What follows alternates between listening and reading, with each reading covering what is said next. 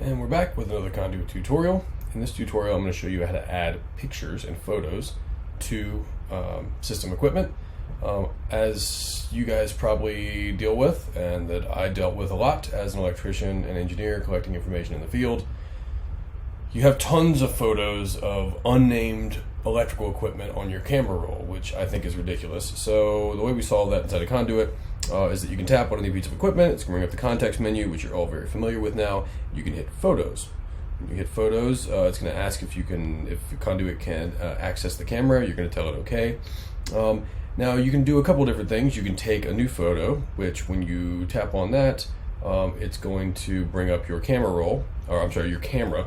Now I am in my office right now, so not a really great time for us to take a picture of a piece of equipment. I've got one in my camera roll though, however, so I'm going to hit add an existing photo. It's going to bring up my camera roll. I'm going to tap on a panel, and it's going to bring in that piece, that photo from my camera roll into Conduit. Now this photo will now forever be associated with Conduit and with this piece of equipment in particular, panel RP1. Go back into photos.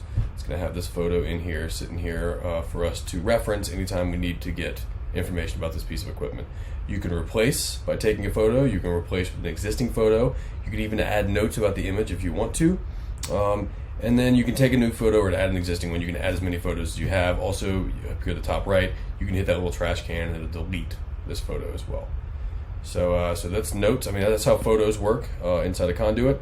We highly recommend taking a photo of every piece of equipment in the field, and it's going to catalog that forever, and it'll be part of one of the exports that we'll do here in the next few minutes.